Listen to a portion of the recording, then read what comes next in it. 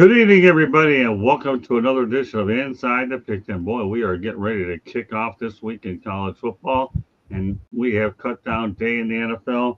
With that said, I want to thank everybody for joining us tonight. Have a wonderful crew on hand. So we'll get to a Melfar Jr. Glad to have you back on, my friend. Mel? All right. Well, Candy's left. Yeah, maybe he did. Well, Candy, glad to have you back on. And Thanks, hopefully, glad to be here. okay, he's back in. So apparently we had a little bit of a technical. All right, Mel, glad to have you back on, my friend. All right. All right. So we also have Stephen Reichel from Philadelphia. What's up, my friends? Ben's on the road. That's what happened. He isn't gonna make it, unfortunately. So That's okay. No big deal. I'm happy with the group we have. Hopefully Ben will yes, get sir. I was just letting you know whenever he gets a chance. he didn't leave us high and dry. He's on the road, bad service and all that good stuff. That's no problem. Wish him safe travels. Marvin Powell's in the house, and I'm glad to have Marvin in here. Hey, glad to be here, Scott. Thank you guys for having me. Thank you for being on. You guys are a pleasure to be on. I really have a lot of favorite people on this platform. You, Mel, have a lot of them on this show tonight. Marvin, you're definitely right at the top of the list. And we go to the Shanty Man. Glad to have Tommy back as well. Yeah, I mean, the shout out to NFL players, though. Yeah, so what? You're in good company. That shows you how far we've really come along. So let's get to it. Big agenda here.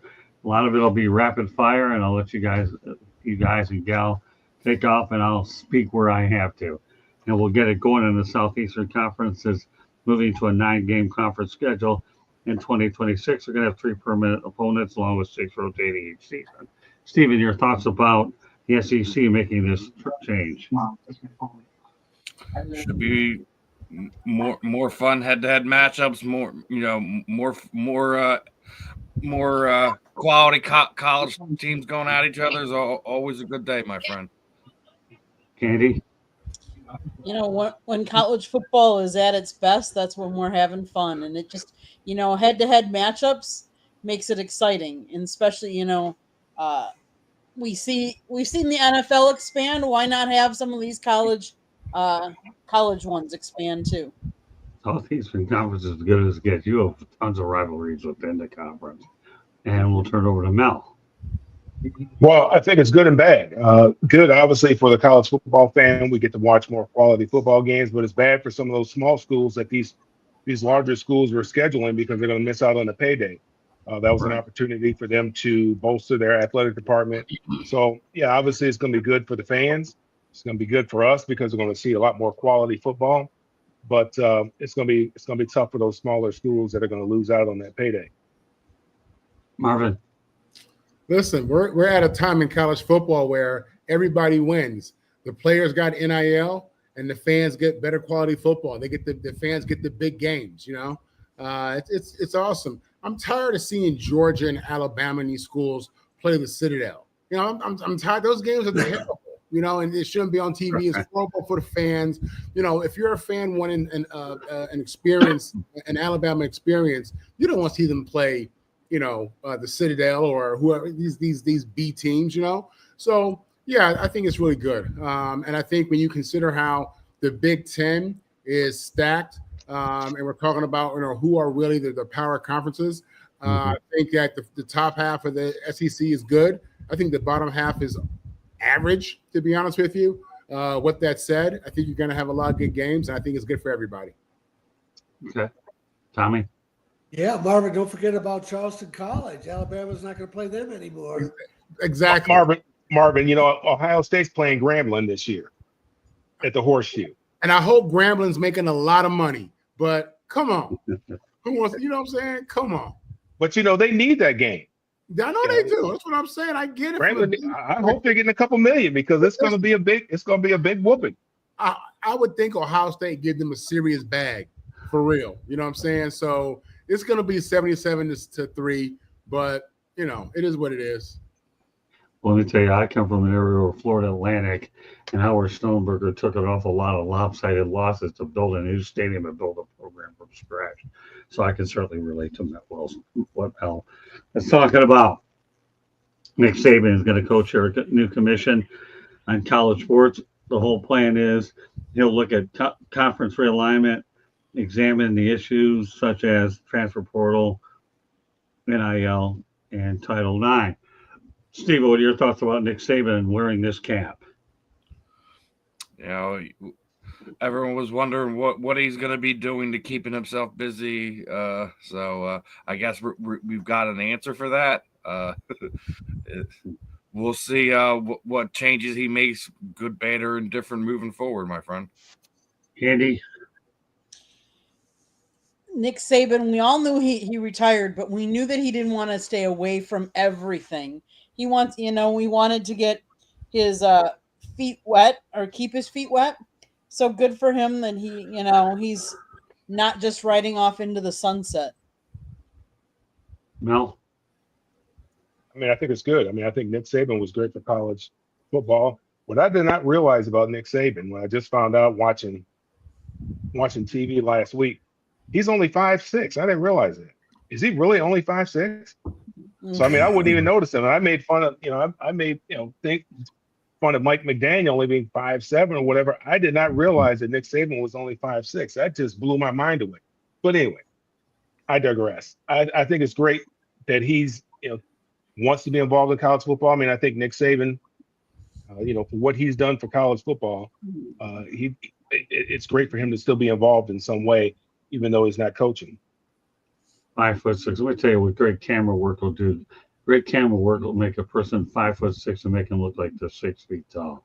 So that's what happens when you're now behind the camera. That's when you're on the sidelines. Nobody knows what your height is, but I know his stature is tall. All right, Marvin, some thoughts about Nick. If he's going to do this, I need him to stop wearing that Alabama hat because it makes me listen. At the end of the day, I think he still has a job at the university, and he's a professional. But I need him to stop wearing that Alabama stuff because in my heart, I believe he's Crimson Tide all the way. With that said, listen, he's somebody that we all respect. And at the end of the day, we need guardrails on this thing. I hope he doesn't play with the players' money. I hope this isn't a situation where players are impacted on the negative, or they're not making the same kind of money, or they can't grow their value. But with that said, they definitely need to clamp down on the transfer portal. If you sign a contract as a player, you should be held to that contract. And we got to get to that point.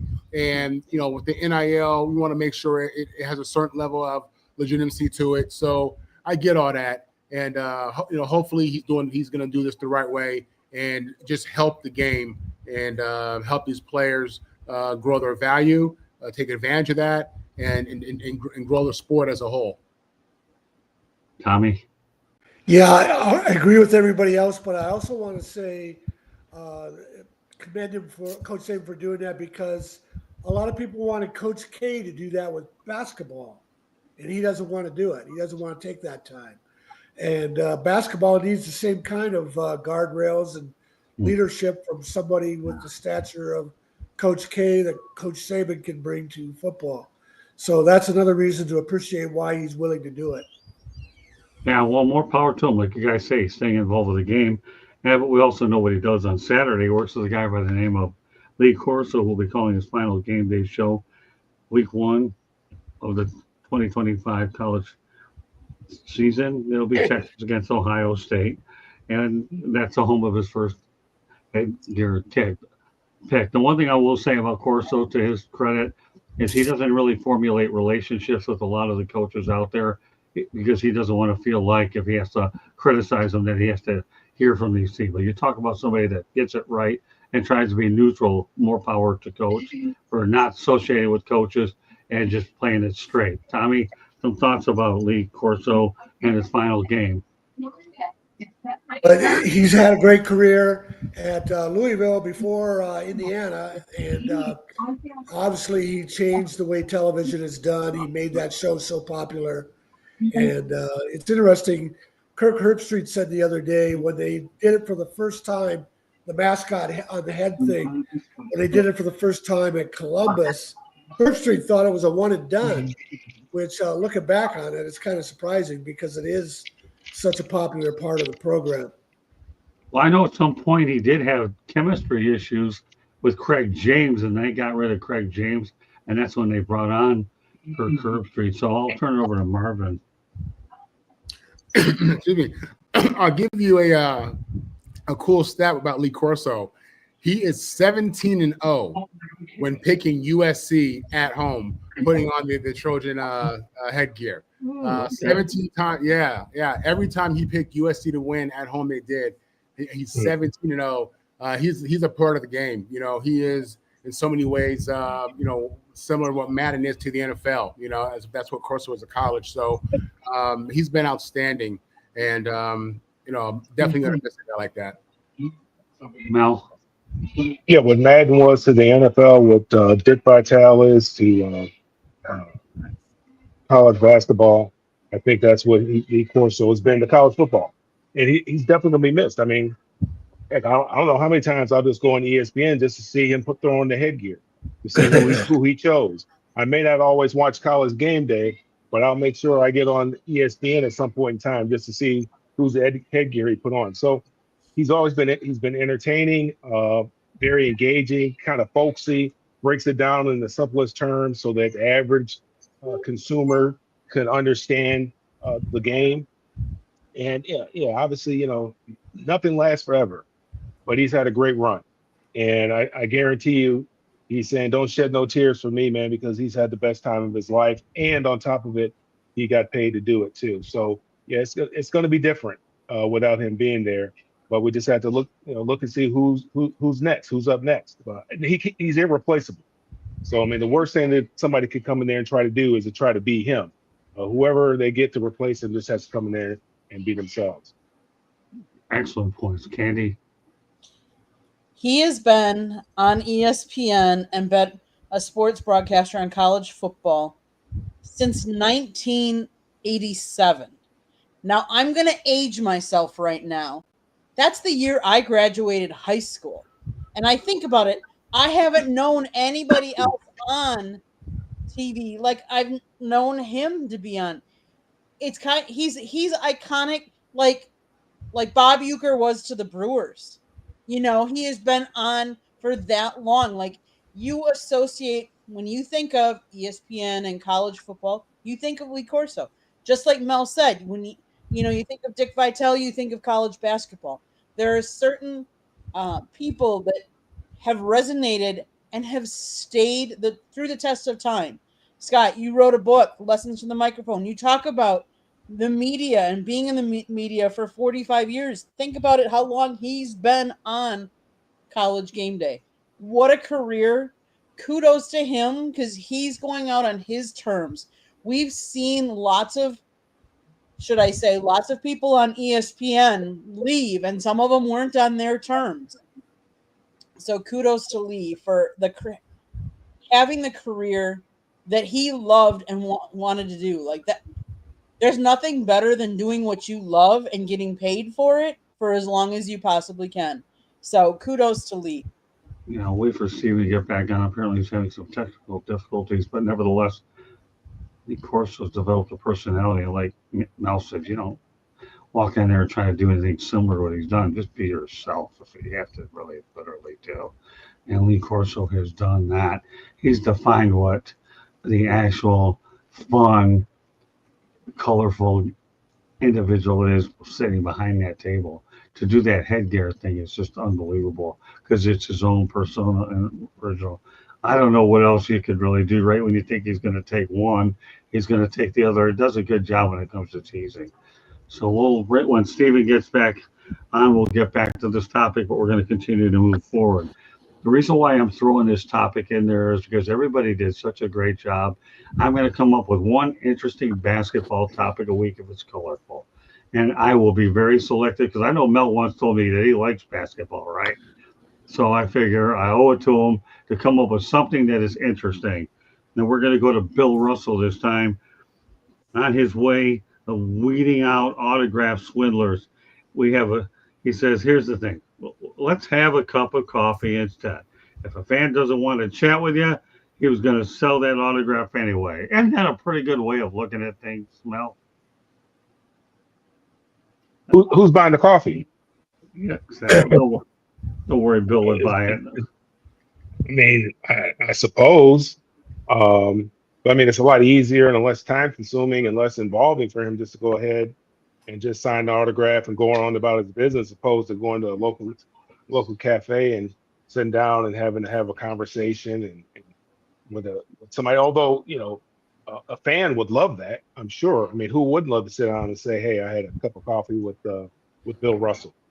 For a fan, I think that'd be great. But for him, that's time consuming. If he did that, kudos to him. Most guys are just trying to sign the autographs and so they can get on site, get in the locker room, and get on about their day. But for him to say that, to weed out autograph hounds or people seeking to, how would he know that his autograph at some point in time was going to be worth big money? Exactly. So I mean, I guess that's saying a lot about him and what he thought about himself, I guess. But I don't think anybody in the 1950s and 1960s really had that type of foresight to think that at some point in time, Sotheby's is going to be auctioning off this jersey that I signed for this kid back in 1956. But maybe he did. I don't know. But I mean, kudos to him for wanting to do something like that. Marvin, some thoughts about the way Bill Russell does things autograph wise. Yeah, so I look at it two different ways. On one hand, he chose to play professional sports, and he understands what comes with that. He understands the culture of the game and the relationship between player and fan. So having issue with signing autographs to me is that's something different. On the other hand, he has the right to do what the hell he wants to do. He has the right to not give you an autograph, not give you a sit down. Say that he'd rather have a sit down, and have coffee than do autographs. He can do whatever he wants. On one hand, the fans should just be grateful for any type of time this person gives, because outside of sports culture, when is it ever acceptable to go up to somebody and say, "Here, sign this," or picture? That's not normal. So. I think he's earned the right to do it how he wants to do it, and that's that. Katie? Oh, here's Steven. He's back. All right, who's next? And then I'll catch Steven up in a minute. Who was that? Who are they going to turn to on Bill Russell? You were going to turn to me. Okay, go ahead, Candy. So he started this because he hated signing autographs. And that's why he did this, because he really didn't want people to sign autographs. He didn't want to sign autographs and people sell them. Let's face it. And he didn't want people making money off the signature.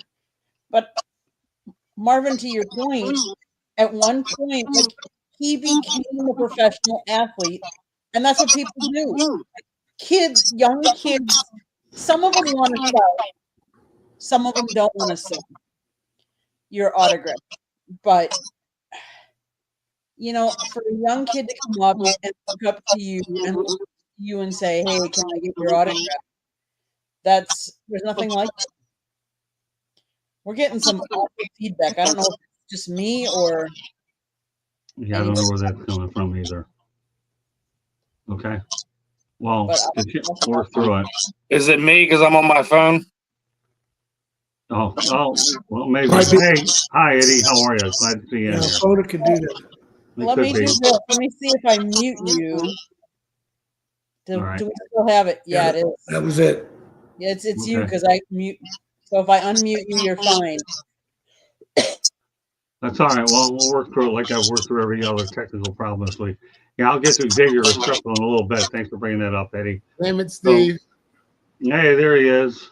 So, all right. So, all right, Tom. Steve, and then I'll unmute you when. That's okay. Yeah, yeah, I can go. I'm guessing Bill said that later in his career, because early in his career he didn't sign autographs for anybody. Oh, is that right?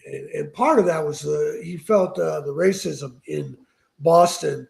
He had some awful things happen to his home in Boston. I mean, they're too gross to even to repeat on the air what a couple of people did when they broke into his house. So part of it was the racism he felt, and then Bill Russell that was just his personality in general, that he was a very aloof person. But like Mel said, it wasn't until the 80s that when baseball cards became trading baseball cards, and then after that, the merchandise and autographs began to follow. So, Bill mellowed a lot later in his life, but Bill did so much and stood for so much. He's above criticism. Okay, Steve, I'm going to give you two things to catch up on. Number one, your thoughts about Lee Corso's final game. Yeah, we're watching a legend leave, and it's gonna be a fun last hurrah, and we'll see what he pulls out of his hat for this one. Okay, now your thoughts about Bill Russell preferring to have a cup of coffee instead of signing an autograph.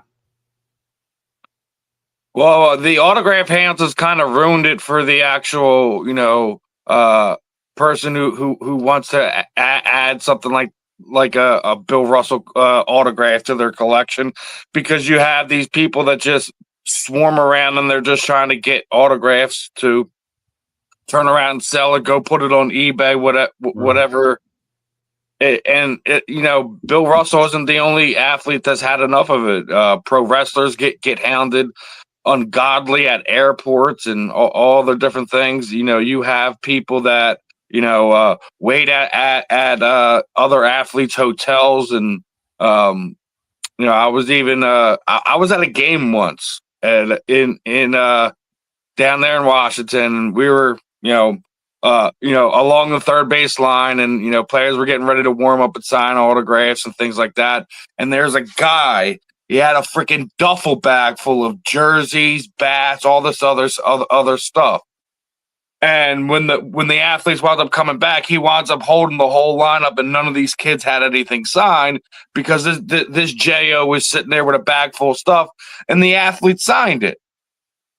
But it's stuff like that is why a lot of these guys they don't want to do that, and they take away these opportunities for the actual kids who admire these athletes and want to have their hat signed, their jersey signed, their ball signed, whatever the case may be, and they're left with these the not having these opportunities because you got these autograph hunters. And obviously Bill's might be a little bit different than most as why he don't want to do it. But I know there's a lot of time, a lot of these guys, they don't want to sign, and they don't want to deal with it unless they're at an actual signing event. So everyone deals with it in a different way. I got no hate or irritation that Bill decides that he'd rather have a cup of coffee than sign an autograph. So, Yeah, but let's not group Bill Russell with pro wrestlers. Hey, no, I'm totally fine with what Bill's doing. Me personally, if I have my choice, nowadays that we have the ability to take pictures with the athlete themselves, and many of them are more than generous to do it. But of course, I'm in a much different position than most people as well, because a lot of times Candy's taking them on doing the interview, so therefore it's a very professional type of situation, and nobody really worries about it. But it's a much different situation altogether. But I see Bill's point. I really, really do. That nowadays it's come down to a business where signing an autograph to say, hey, I'd personally like to sit down and talk to somebody and shoot the breeze, so to speak, and talk to them for a little bit. And athletes are an open book. Many of them are really good. There are some maybe not so much. Go to Eddie Prather. My mom taught me to say please and thank you when I was asking for an autograph, because there are a lot of entitled blank autograph hunters. Yeah, you can read it, but I'm not saying it. Pretty hard to argue against that. Couple more topics I want to get to before we get to a station break. Then we're going to talk about the Miami Hurricanes, which is our title. Hurricanes host Notre Dame, enough said. But what the best part of this weekend for me is now we don't have to hear about Bill Belichick being engaged to Jordan Hudson. I am so sick and tired of hearing about it. I really am. The girl's 24. This guy is 73. They're 49 years difference. Instead, he could be engaged to talk about North Carolina football, people, okay, and start winning some games. This is, if there's ever been an off-season story that I gotta say I'm sick of. I am so sick of this. Let him be engaged to football. We know what he's gonna do with his half-century-old mistress or close to it. So with that said, Tommy, what do you think about Bill Belichick, the 49-year difference, and him going out there? And now let's get engaged of what made you arguably one of the best coaches of all time. Although I'm glad he's in college, that way he won't break Don Shula's record. Thank God for Don Shula. All right, Tommy, I said a mouthful. Let's go behind me. I missed this. He got engaged? When? Yeah, he got engaged a few months ago to this chick. Oh, okay. I thought it was just his girlfriend. I've never seen Not her anymore. Who knows what you call it now? I've never seen her referred to as a fiance. Hey, I've been around. I live here in North Carolina, so I've been out to North Carolina for a while. And Bill Belichick got a lot of criticism for taking that job. People thought he was just milking money out of North Carolina with his $10 million deal, and then his son's a defensive coordinator for $1.3 million. And they didn't think that he would be able to adapt to recruiting high school kids, which means you got to talk to teenagers instead of pro athletes. But he has been very, very thorough about getting this team ready for the new season. We have no idea how good they're going to be. I think they're picked 6 in the ACC. They've got 70 new players, but we remember him from his press conferences in New England, where he was always this gruff, grouchy guy on to Cincinnati. And he's not that way at all in North Carolina. He's giving very expansive answers, and he even throws in a little bit of humor.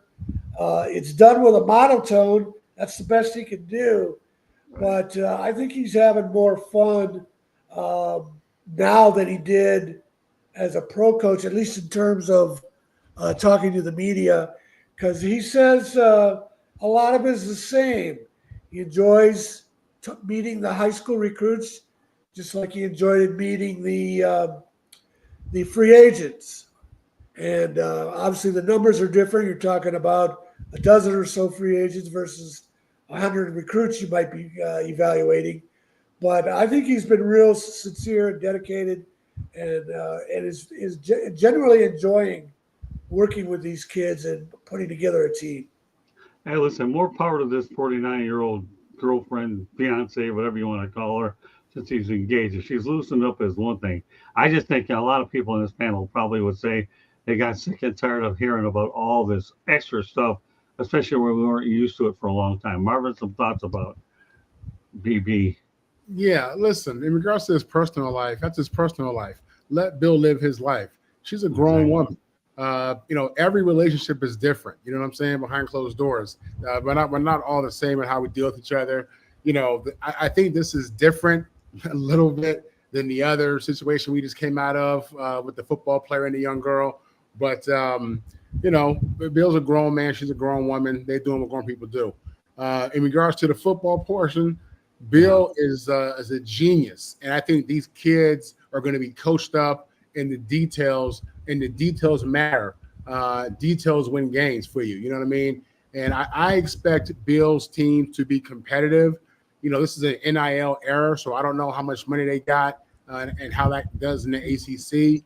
But I know that for as much as coaching can impact you, Bill's at the top of his game, and those kids will be coached up. I expect them to be competitive in every game. Well, I think you're right. There's no question. I think North Carolina's going to be a soundly coached football team. I'm just glad this drama is going away, and now we get to see him coach. That's all I'm saying about the whole thing. I hear you, man. We love it though. People love it though. We love romance. We love drama. We're hooked on it. And no industry is safe. Whether you had a Coldplay concert or it's some OnlyFans chick. It is what it is. And that was more her than him, because she was trying to force her way into the scene all the time and making decisions. And now that she's stayed in the background, that you don't hear anything about her anymore. You can call me that disastrous interview with CBS. I think she learned she had to keep quiet. Yeah, you can call me boring, and I'll take it in this situation, but it is what it is.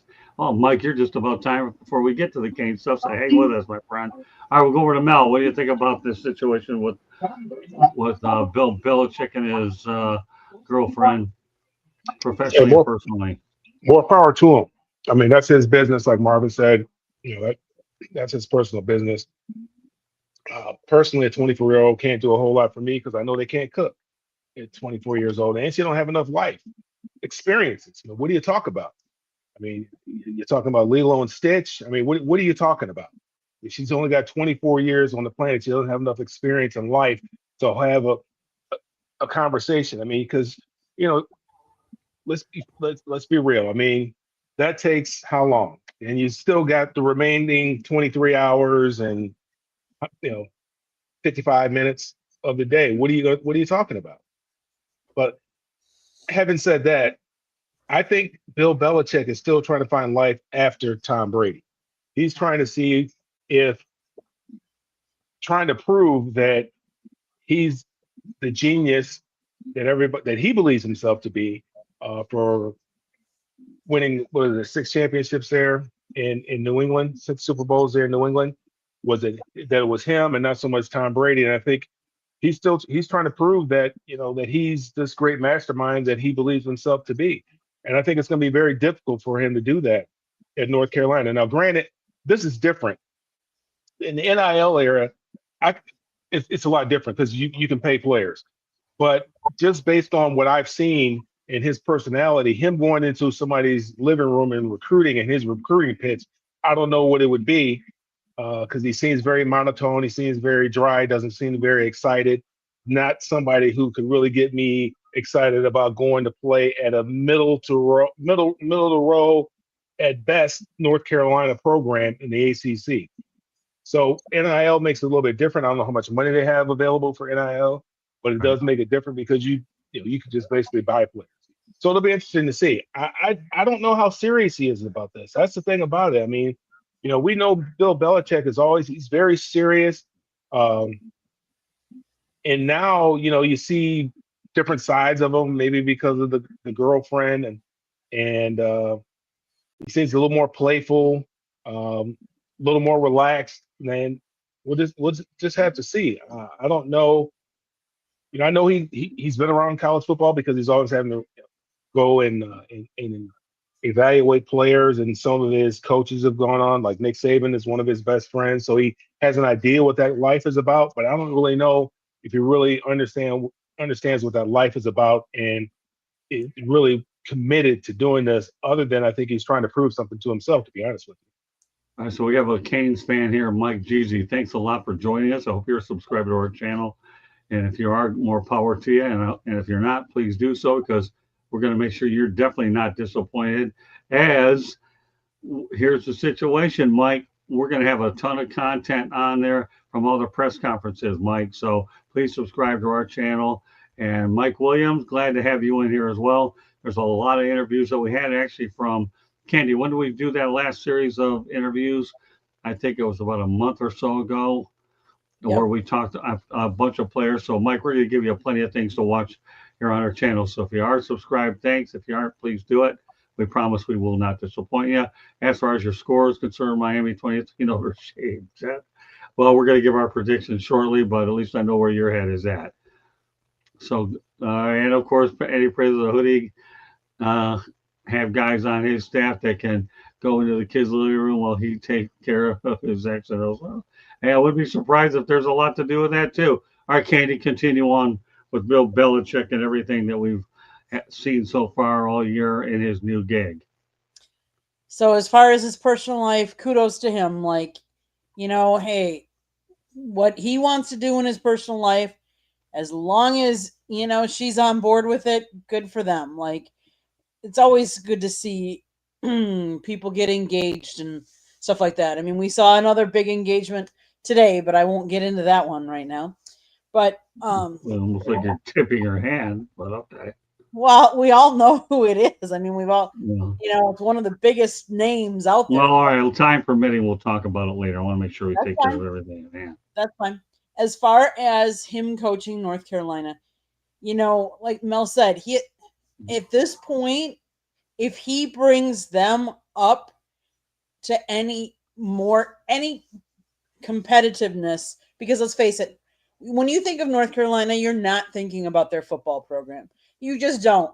So if he brings them up to where you're now talking about them on a more regular basis and respectability and better NIL, then he's proven a point. Then he's proven the point that it wasn't just Tom Brady and that he can actually be a really good coach and coach guys up. Now, the one thing that he probably will have more than a lot of other coaches is he should have earned the respect of the team and really knowing where he comes from and his roots.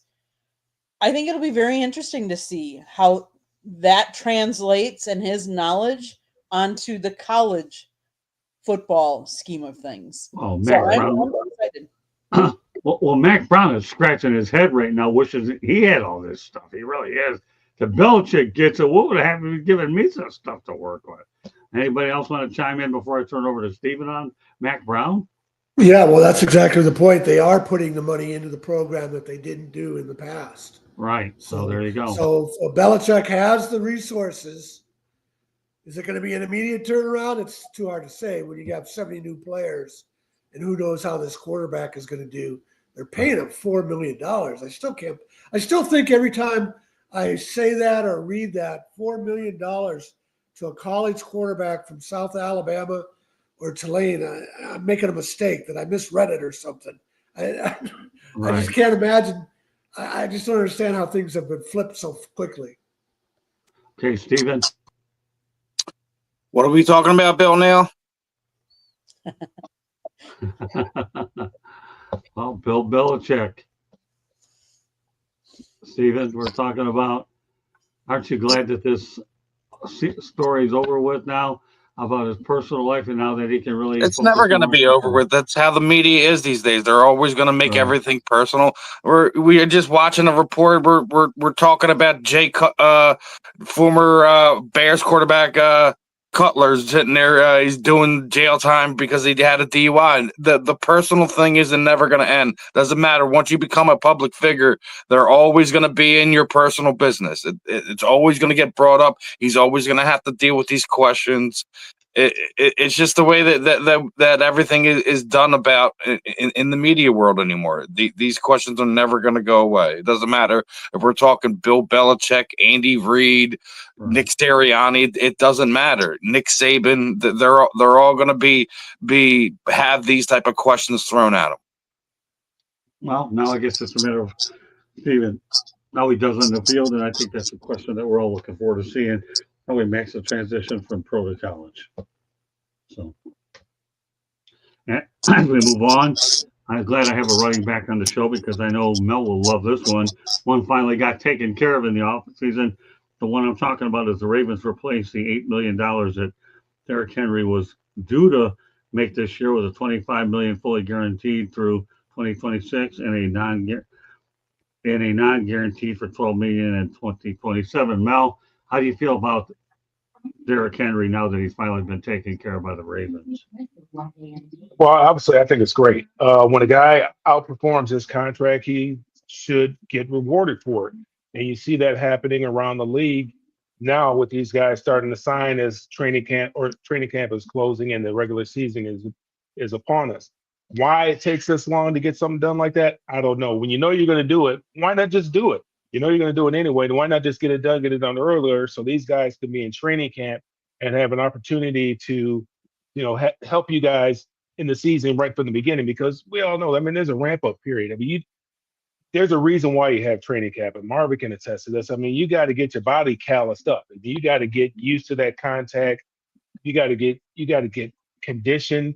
You got to get used to being out there for 60, 70, 80 plays, however many plays it's going to be throughout the course of the game. So I don't know why they just don't do it. But I'm glad that Derrick Henry got taken care of. He deserved it. Had he not had the type of year that he had, they would have asked him to take less money or they would have cut him. So, it's good that some of these franchises, some of these team owners are, respecting what these gentlemen do out there in the field and are rewarding them. I think Saquon Barkley got rewarded earlier in the year as well with a contract extension. It's great that they're taking care of these guys. They're finally seeing the value in the running game. Yeah, it looks great to be able to sling the ball all around a lot, but to be able to close out games, you got to be able to pound that football. You got to be able to shorten that game. You got to be able to keep that clock running. And the best way to be able to do that is to be able to run the football. Marvin? Yeah, listen, nobody's punished in that game like the ball carrier, in the quarterback, obviously, and they've made rules for the quarterback. But for the ball carrier, I mean, it's no mercy. You know what I mean? So when you consider his style of play and you consider, the toll it's taken on his body and what he's going to really be feeling like years to come, it's great to see them compensate him for, as Mel said, outperforming that contract and for being, what will be a pivotal piece in their championship run. You look at, any championship team, they all have a running game. They got a tough dude running that ball. That's consistent with great teams. And right now, I mean, they call him King Henry for a reason. I mean, he's big, he's fast, he's strong, he's durable, he's consistent. He gets better as the game goes on.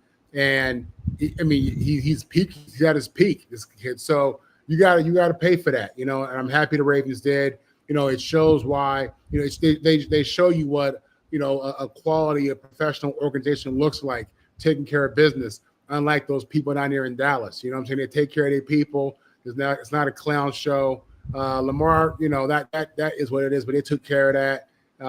But taking care of Derrick Henry was smart. Tommy? Yeah, I can't say anything bad about Derrick Henry. I always thought that he had so much talent around him, the offensive line, that the Heisman finalists were Henry, Christian McCaffrey, and Deshaun Watson. And I didn't think Henry deserved the Heisman because he just was running behind huge offensive holes. And those guys, I thought, did more for their team without the help that Henry had. But I agree. Henry has proved it in the NFL. He's not only proved it in the NFL, the NFL, there weren't very many big power backs when he came into the league. And he's kind of changed that perception too, to have a big power back. So I can't say anything about Derrick Henry. I was all wrong about him in college. He just reminds me of Earl Campbell is what he does, when he used to run over people. Scott, I thought he was going to be a bust. I thought he was going to be Trent Richardson. I kid you not. I did not see this coming. I didn't believe the hype for the same reasons that Tom had just said. I did not see this coming. He has made me a believer. Hey, you know what?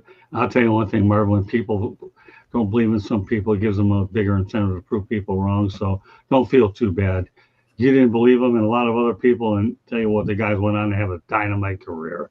Now, the shame is when Tennessee picked them, they were the pick before the Detroit Lions, and I'd hoped they were going to get them, but the Titans saved the Lions didn't make a mistake because the Titans wouldn't allow them to. Kidding with you. Okay, but I remember when he came out in that draft, and the Lions were the next pick, but the Titans gobbled him up first. So he's proven a lot of people wrong. Don't feel too bad, Marvin. All right. Okay, go ahead, Candy. But Earl Campbell's the guy he reminds me of. Noted Derrick Henry, noted for his success at every stage of his career. Henry is the only player to have rushed for at least 2,000 yards in a season at the high school, college, and professional levels. That says a lot. Like, that says you've been doing it on every level, every stage of your game. He was Offensive Player of the Year in 2020, 3-time second team All-Pro, 5-time Pro Bowl, 2-time NFL rushing yards leader, 3-time NFL rushing touchdown leader. With stats like those, you got to pay those guys. And to Mel's point, like, you're a workhorse. You're in there. Not only are you running and in on running plays, but you might be blocking on passing plays. You might be catching catches as, wide receivers catch up, and so do the running backs too. So, like, they're really important, and you really need to pay. If you have one that is as talented and as much of a workhorse as Derrick Henry, you have to pay him. Steven? So we're talking about Derrick Henry's contract. Is that what we're doing? Yep. Yep. Well, I mean, the most recent one is James Cook, not Derrick Henry. This happened months ago at this point in time, but the running back contract controversy, it looks like it is just about over at this point in time, because looks like they're being valued as they should be. But Derrick is one of the two best backs in the NFL right now. Is the second highest paid back behind Saquon Barkley right now. So one thing is that he's gonna prove his worth. He's gonna earn that money he's paid, because he's one of the bigger workhorses for the running backs in the NFL. Regardless, it should I don't think Ravens fans should be worrying that they're just throwing money away here. That Derek's gonna earn his keep. Yeah, this guy's a stud. He's an Yeah, I mean, look, Scott, let me just say this here. You're talking about a person that's going to touch the ball between 20 to 25 times, maybe 30 times a game, right? Right. And we want to pay them $15 million. But owners have no problem shelling out $30-35 million for somebody that's going to touch the ball 6 times a game. They'll pay receivers $30 to $35 million, and they only touch the ball. If you catch 100 balls, that's 6 times a game. No. What I don't understand it. Make it make sense to me. And running back and wide receivers get hurt just as much, if not more so, than running backs. Soft tissue injuries, blowing out their knees, shoulders, or whatever the case may be. I'd rather pay the guy. I'd rather pay the horse that's going to pull the buggy, and that's a running back. Well, Mel, in my opinion, there's no question that everybody devalues the running back position. There's no question. These are the guys that not only run the ball, but they take time off the clock. They're like a defender in their own way to try to keep ball. Everything you're saying is right. I know you play the position, but let's look at this neutral here, whether you play the position or not. These guys can be weapons out of the backfield as receivers. They obviously run the football. Some of these guys who are fullbacks block for you, and they do so many different things that they are devalued. Period. Yeah, one of my favorites was Roger Craig. I mean, he was the first guy that 1,000 yards receiving, 1,000 yards rushing. I don't know why he's not in the Hall of Fame, but he's one of the best to ever do it. I agree. Well, one can only wonder what Barry Sanders would have been like if he was able to be a receiver out the backfield, because I know he didn't do it a lot, but we'll leave that for another time. Lots of other things to get to. Everybody's spoken on this. Going to go to one other topic, and then we're going to go to a station break. Montez Perfect joined the UNLV staff as a defensive analyst, a dirty player in the pros. But what do you think he's going to teach these kids, Mel? And now he has an opportunity to get involved with coaching. And we're going to be talking about the UNLV football program and Dan Mullen in another episode or two, because Dan Mullen has is doing a pretty interesting job restocking that roster. But for today's purpose, we'll stay with Montez Perfect. I think he's probably not. Yeah, I think he's probably going to teach players. I do. I think he's going to teach players to play the game physical, because he was a physical player. I think obviously he's probably learned his lesson. I don't necessarily think he was a dirty player.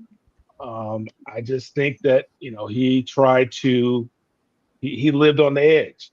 That's the type of player that he was, and he played with that type of edge. I mean, he was a guy coming out of college that was thought to be a first-round draft pick, a first-round talent, but dropped in the draft because he ran a 5.9 40. I think he failed the drug test, so he ended up going undrafted. So when he came into the league, he had an edge, and he played with that edge throughout his career. And I think he's going to teach these guys. I think he's going to teach his players to play with a little bit of an edge and to be physical. I mean, that's the way the game is meant to be played. They can always correct. You can correct a player that's might be.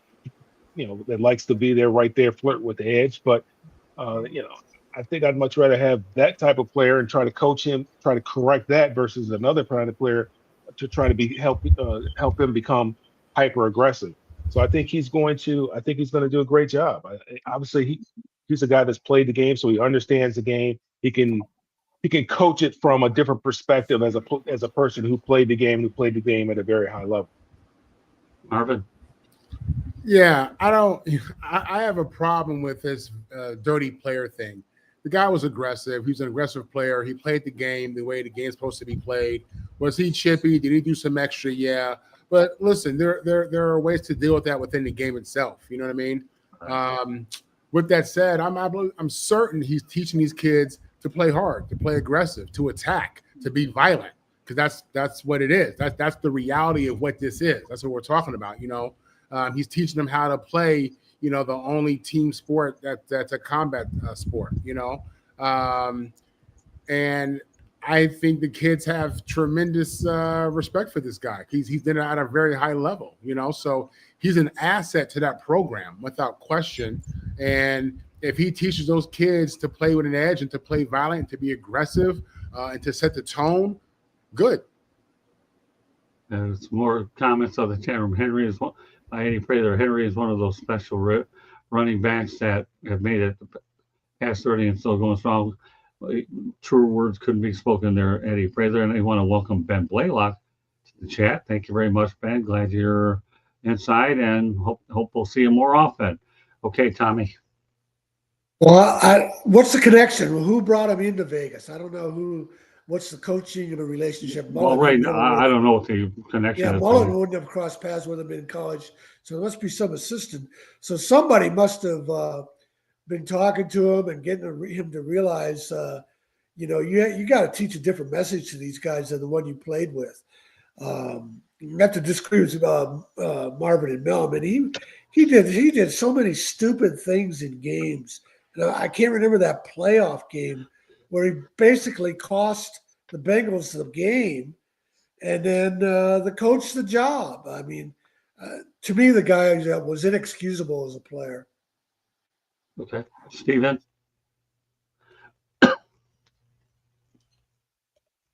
Yeah, I mean, listen, you love to see a lot of these former players continue to be involved in the game. The laundry list of former athletes that are now head coaches in college football continues to grow. So, going to be interesting to see what he can do to add to this program to help get these kids ready for potential NFL careers. Well, I'll say one thing: he's going to learn under Dan Mullen, who's a really respected coach in the college ranks. So I got to give him that. Candy, you have the last word on this. So he was incited controversy throughout his career for frequently violating player safety rules, which caused him to be suspended for 22 games due to 14 separate incidences, and accumulated over $5.3 million in fines and forfeited salaries. He only played 4 games as a Raider before being suspended for a helmet-to-helmet hit. The 12-game suspension is the longest on-field suspension in NFL history. Now, can he turn that around and coach to the players? Of course he can. Can he do it? Can he be of an asset? Of course he can. As long as he's still being safe and within the guidelines that they need to be, he can coach that most definitely. It's not like it wasn't off-field problems. It was some of the hits, and times have changed and rules have changed. So hopefully he can coach that. And he was hired and is going to work alongside Paul Gunther, who was serving as interim defensive coordinator. So hopefully the guys can learn from him, because he did have a career, and he was first team All-American. He was combined tackles leader back in 2013. He was Pro Bowl in 2013. So let's hope he can teach the right stuff. Okay, with that said, Candy, station break time. South Florida Tribune Publishing Company published a book, Lessons from the Microphone, Tuning into the Enduring Wisdom of Visionary Leaders. It is written by our host, Scott, the Motor City Madmouth Morganroth. It is available on Amazon, Barnes & Noble, Kindle, Google, and Apple Books. And there's a link on our website, www.southfloridatribune.com.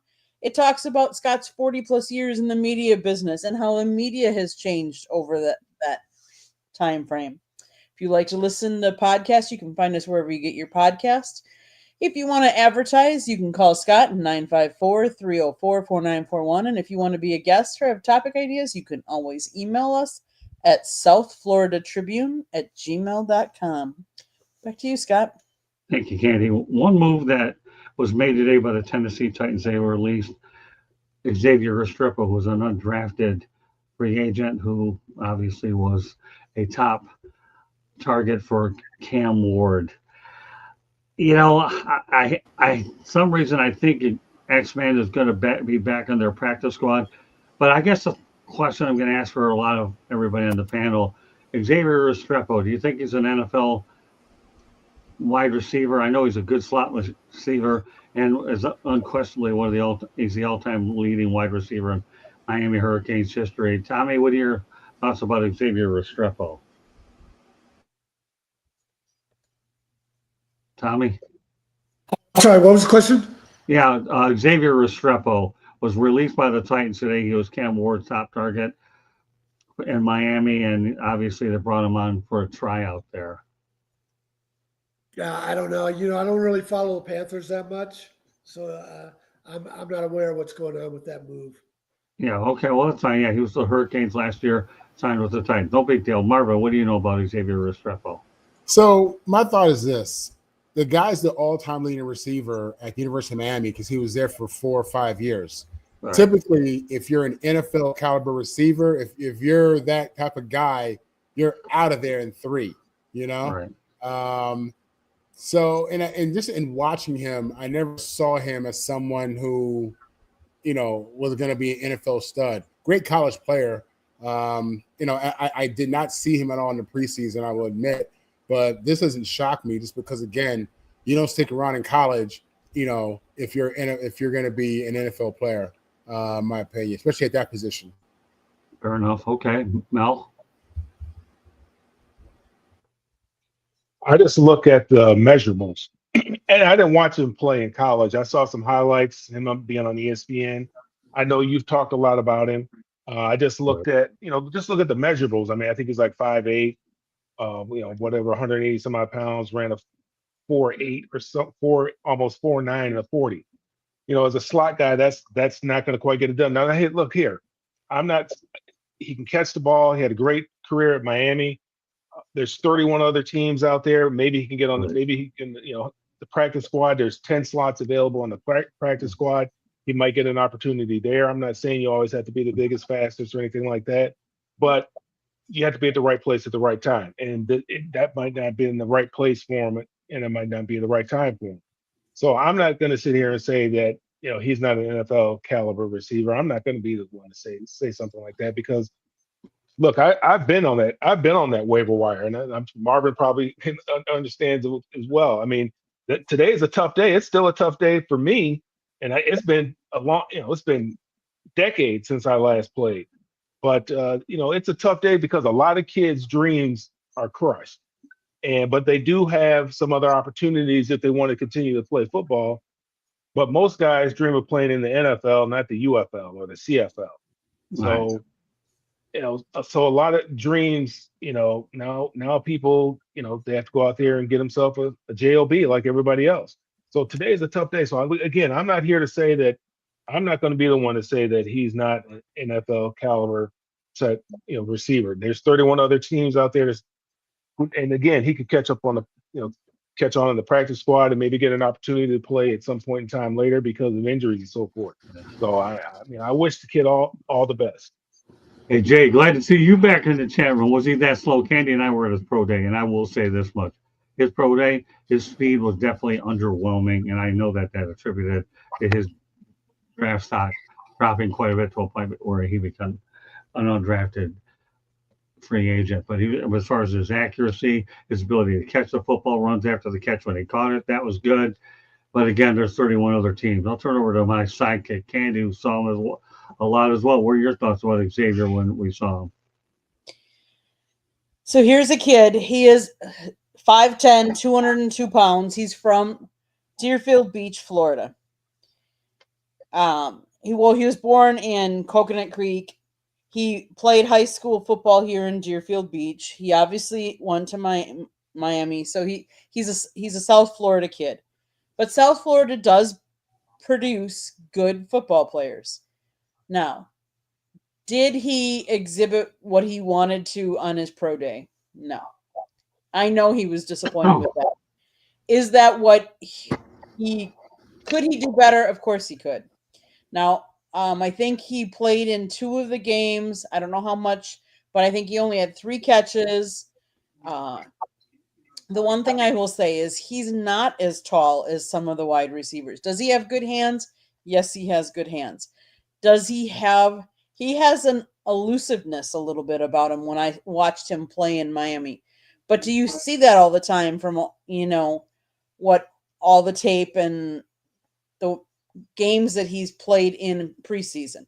Again, preseason, you're playing against, are you playing against the first teamers? Are you playing against the second teamers? Do I think someone will give him a shot? Knowing that he is an all-time leader in college, and yes, some of the college players don't make it, but I'd like to see someone give him a shot. Low risk, high reward is kind of the way I look at it at this point. But I think I hope, because he's a kid that I've watched for how many years, and I'd like to see him do well because I know that's his dream, and you hate to see dreams crushed, and I get it. It happens today, but maybe practice squad, maybe a different team will say, you know what, we need more depth chart. We need, someone like that. Well, you know what? Here's a question that Jay presents, and I'm going to direct this toward Mel and Marvin. Okay, so here you go. How much of a difference 4.5 versus 4.8 in terms of route running? Is it the difference between being open or not? That's a great question. I like the question. So who wants to go tackle this one first? Well, Or a receiver like him, a slot receiver, short area quickness. He's got to be able to get open in small spaces. Like he's the same size as Tyreek Hill, basically. And you see how Tyreek can go from 0 to 60 in 2 strides. So after you catch the ball, you got to be able to do something with it after the catch. Otherwise, there's a lot of guys that can go out there and run a 4.8, 4.9. There's a lot of people that can do that. There are not many people that can go out there and run a 4.2 like Tyreek Hill and do the type of things that he can do, hit his head on the goalpost from anywhere on the field. So, that's the difference. Being able to hit your head on the goalpost from anywhere on the field is the difference. Marvin, you want to? What's your take? Yeah. Well, let me just say this: for a receiver to run a 4.8 is horrible. That is bad. I mean, now listen. I wish this kid the best, but that's just bad. Now, let me tell you this: you could be a receiver who doesn't run a 4.5, doesn't run a 4.6. But in the NFL, the reason they say the game is faster because the guys their skill set is higher, the less wasted movement, more precise with every aspect of movement. That makes you get from A to B faster. That makes the totality of that makes the whole game faster. If you have your skill set down, your position skills down, your route running and all that stuff, that makes a huge difference. But a 4.8 receiver, I've never. I don't. Is there a guy in the NFL that starts that runs a 4.8? No. So here, let's go back to what Jay says. 4.8 is lineman speed, right? That's bad, man. For a receiver, okay. Yeah. I mean, no, I'm a fullback. Well, he's talking about linemen now. His question is, Micah Parsons ran a 4.3. That's what I'm saying. Yeah, right. Okay. That's what I'm saying. We talk 4.8. Yeah, for a lineman, 9. He can run a 4.8. I wouldn't advertise what I run because that would be something that you probably laugh at and never mind. But all right, Eddie Fraser says I go by watching tape over what they do at Pro Day. Anybody ever watch me go ahead and run to first And here's base? the thing. Now, Marvin, they train for this stuff. When I played, we didn't train for it. We just got out there and ran. So when guys ran 4.3, 4.4, they were legit 4.3, 4.4. We wake up in the morning running it. I mean, these guys now they train for 6 weeks, but just for the combine, just to do combine drills. Yeah, 100%. That's Yeah, right. I mean, I love these comments in there. Productive and Eddie Fraser, productivity should mean a lot. And then, of course, some players play faster with pads on. Great comments. So, by the people participating in the chat room, I will say this much: they are very much. And that's the type of engagement that Stephen and I look for as we go ahead and try to work on our contest toward getting some prizes to be earned as well. All right, so let's go back to the Miami Hurricanes here. I think everybody has commented. Mario Cristobal was smart enough to know he needed another defensive mind, and he added Scott, wait, one. Steven didn't respond. All right, go ahead, Stephen. Sorry. I'll just say it like this: not surprised, being that he didn't get drafted as it was at this point in time. It's seeing if you can make it on special teams. That speed ain't gonna help you that much. So he's gotta hope either that or finding it on a practice squad or whatever. Because if you're not showing them anything, that's the reason why he was on the chopping block. So we'll see what the future holds for Xavier, but I think his NFL dreams might be dwindling by the minute, so to speak. Well, again, Yeah, the other thing about 40 times is I think they're more precise now than they used to be in the NFL. Because I can remember Ricky Williams didn't go to the combine, and I was working in San Diego at the time, and his draft stock was dropping, so he agreed to run for scouts out of UCSD. And so the scouts got out there, and they got in a circle around the 40-yard finish line, and then they told him they started their clocks when he moved. That's not how you do timing. And then he ran his 40 yards, and they had 3, 4, 5 different times, and they compromised and settled on what his time was. So it's not all done that way electronic now. anymore. It's But all I'll say electronic. one thing.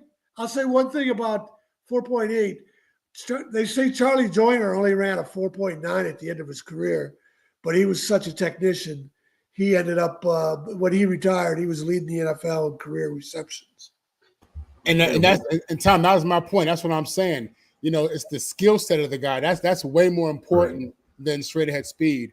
But and how tall was Charlie Joyner? Was he like 6'2", 6'3"? Oh no, he wasn't that tall. He was more like 5'11". Okay, all right. Okay, much different. But he wasn't 5'8". No.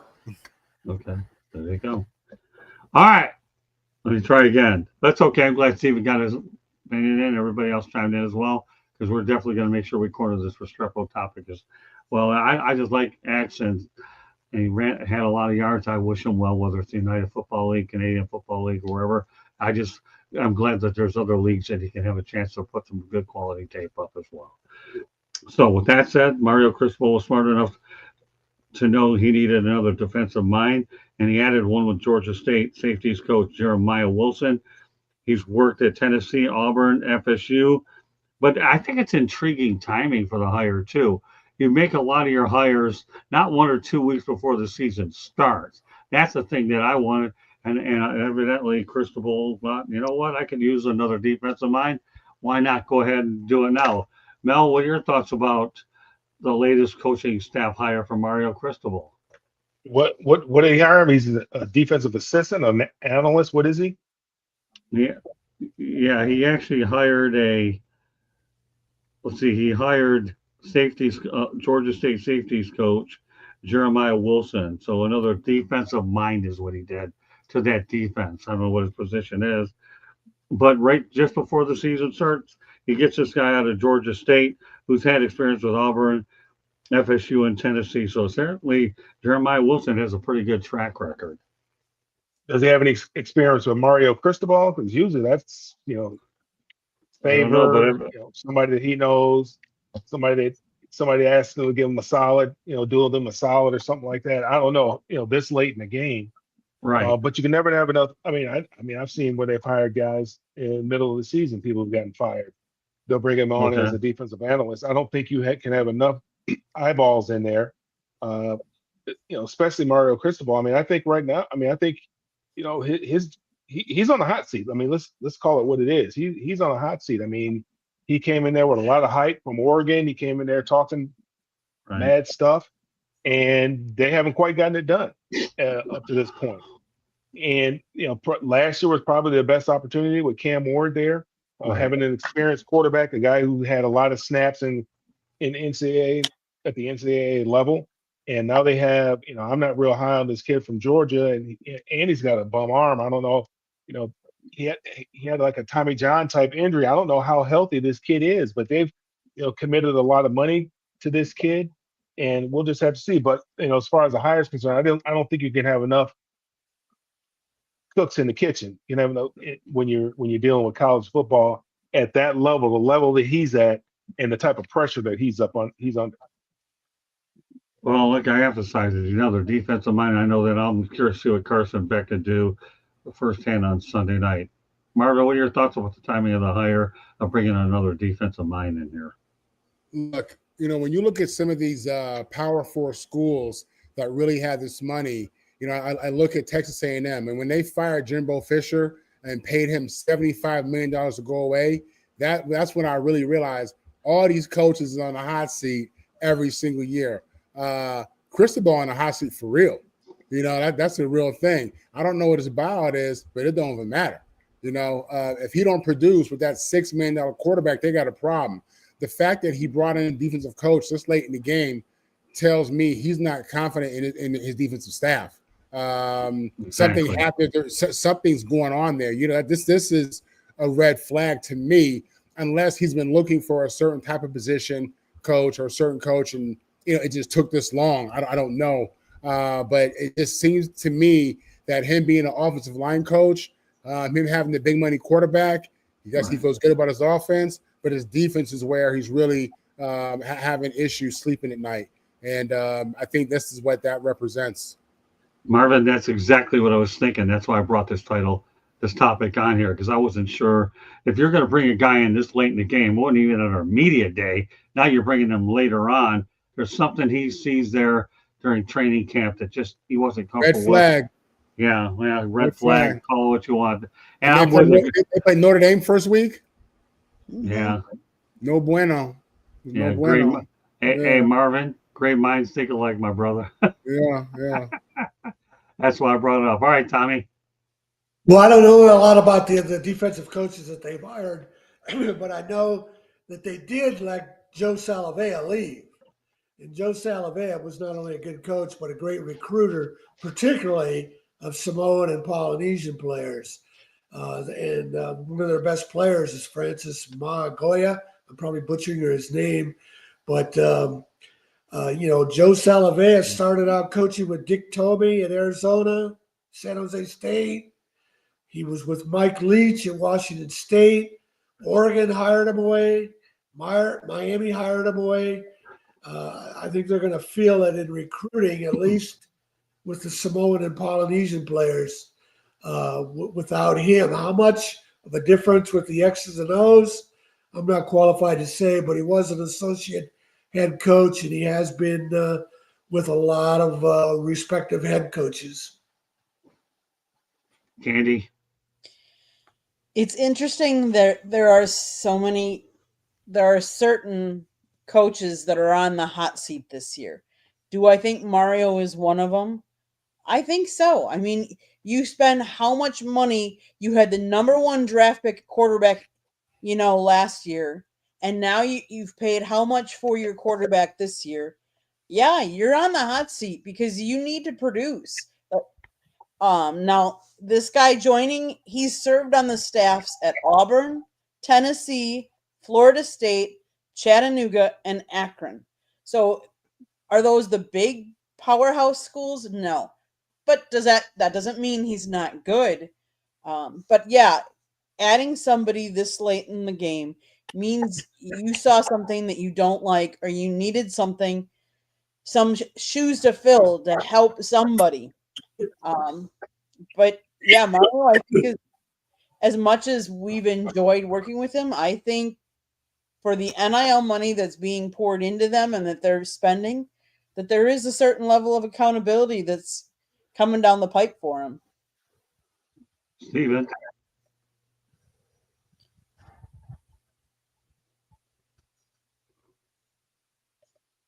Yes.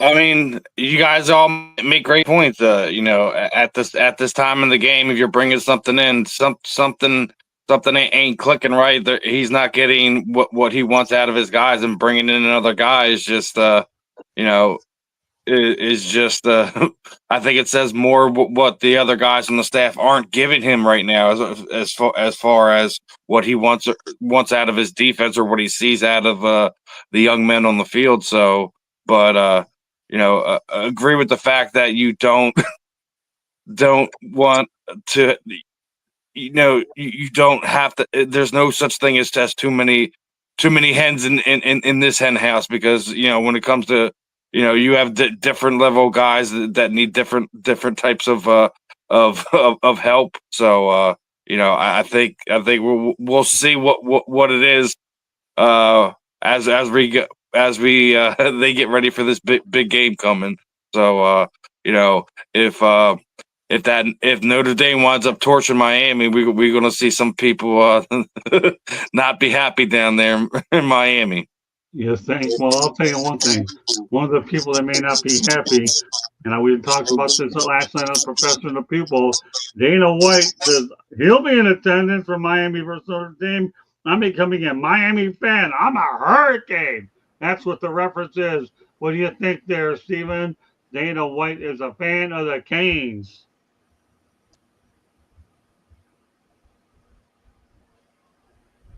Steven? Listen, Dana loves all sports, and it's funny. His son was actually really close with Puka Nacua, so he wasn't surprised when he seen what he wanted to be developing into down there in with the Rams. So not going to be surprised at him catching the games. He loves all types of sports, and when he's not doing the stuff with the UFC or now helping promote with boxing, he always tries to catch any of the sporting events he can that is in his general area. So not surprised to me seeing Dana catching this one. If anyone stands to get a picture of Dana White, it'll be Candy, because she finds all these people on the field, and she'll be right on the field covering it for the South Florida Tribune, taking pictures. Candy knows how to get to them all, right, Candy? And I'll tell you how many different people you've seen that are recognizable, and your camera and your lens has gotten them, hasn't it? And it's kind of funny because there are times I don't even recognize people, and I've texted coworkers of mine, hey, do you recognize when we were at an Inter Miami game, and there was some famous people there that I didn't know who they were. So I was texting people, and they're like, oh yeah, that's this person and that's this person. So I'm gonna have a field day Sunday night, because this is a big showdown that they've been talking about for a while. And so I think there's what should I say? When you hear Notre Dame and you're hearing playing football, a lot of the big name people will come out, and you're talking about playing Miami. This is an old rivalry. So I think you're going to see more than just a Dana White and some be down there. There's going to be a lot of other notables that'll be down there. It'll be interesting to see how many I can get pictures of, and if I recognize them, or I'll just start taking pictures of all kinds of people, and then we'll have to see who they were. But yeah, so I'm excited. Football, that's one of my favorites to photograph, take pictures of. So, well, Tommy, what do you think? I wish you were down here for this game to watch it with pal. But Dana White will be here. Anything you want us to say to him, or Candy? I've never been a fan of UFC, and I'm even less a fan of Dana White. I understand he's made a lot of money, and he's very successful. But any guy that wants to, I'll leave it at that. Okay, no problem. Oh yes. Hello, look at Jay. I have fruit. Nan's telling me, yeah, that's a good rumor. That's a really good one. All right, what are your thoughts about Dana White, Marvin? It's a big game. It's in Miami. It's trendy. You know, Yeah. it's a lot of storylines, narratives. You got the $6 million man and the quarterback, as we said. Cristobal's in the hot seat. What is after Cam Ward? Notre Dame just played for a national championship. New quarterback. So, both of these teams are ranked. So it's a lot of things going on with this. Everybody's gonna want to be there. It's one of those kind of it games. And as Steve said, this is what Dana White does. He's popping up, going to stuff with Tom Brady and all his little celebrity friends. And, of course he's going to be there, right? Can I just add one thing? His Yeah. daughter also is enrolled in University of Miami, so Oh, that's yeah. another big reason why he's Well, going there to you be. go. Yeah, he has He's also a investment. big Dame fan. He's also a big Notre Dame fan too. Oh, Oh, is he? Okay. Well, he says he's a Canes fan. I'm just taking it for whatever source. Mel? Oh, I mean, the Dana White is a billionaire. Why wouldn't he be there? And then I think he loves sports. I think this game is not going to be everything that has been billed. This is not the mid to late '80s. This is 2025. Miami's probably not as good of a football team as a lot of people think that they are. I think Notre Dame is going to win this game handily. I know we're not getting into predictions right now, but Well, I think there's a lot of hype surrounding this game. I think there's more hype around this game than anything else. I don't think the game will live up to all the hype. fair enough. Because now we are going to start making predictions, Mel, since you let the cat out of the bag. So the stage is set. We'll talk about the tail of the tape. Just so that everybody knows that Notre Dame is a 2.5 point favorite going into week one. Let me give you a history though. The Fighting Irish are also 0-6 when they are playing in Miami as well. Let me go over the past scores. In 2017, Notre Dame lost 41-8. In 1989, they lost 27-10. In 87, they lost 24-0. And those were at the Orange Bowl. In fact, the game that I attended, I'm trying to remember when I was at the Orange Bowl, I think it was like 20-0. That was in 1983. So now I remember in 85 they lost 58-7 to Jimmy Johnson. As I said, the game I was at, they lost 20-0. In 81 they lost 34-15. So the games at Hard Rock, let me go over them again. They lost 41-8, 2017. In 1989, 27-10. And at 87, 24-0. Those once again were played at Hard Rock. At the Orange Bowl, Jimmy Johnson 58-7 in 85 and 83, 20-0, which that was a game I saw. That was the first time I ever saw Notre Dame. In 81, they lost 34-15. All right, so they're 0-6. Mel, you already made your prediction. Why don't you go ahead and give it to us again? What is your prediction? Yeah, Jimmy Johnson's not running through that tunnel. Michael Irvin, Cleveland Gary, um, uh, Eddie Downtown Brown, Jerome Brown. None of those guys from Miami are running out that tunnel. This is a new day. Miami was a physical football team back then. Very physical, very nasty, very violent, extremely talented. And I've never liked Notre Dame. But I like the way that this coach and how he coaches his players. They are physical, they're talented. I think they got the most important position right, which is the quarterback position, the distributor, the point guard, and I think they have the better coach, and that's why I think they'll win this football game. Obviously, because what they did last year, I think they have a bad taste in their mouth from last year.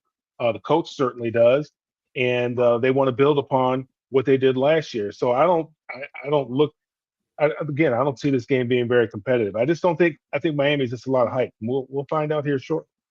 Talk about Marcus Freeman. Give me a score if you don't think it's going to be that close. Oh man, I don't. I just know. I just feel that Notre Dame's going to win. It's probably going to be see, first game of the year, 35-14. Okay, fair enough. All right, Marvin, what do you think? In regards to my final score, Yeah. I'll take Notre Dame 30-21.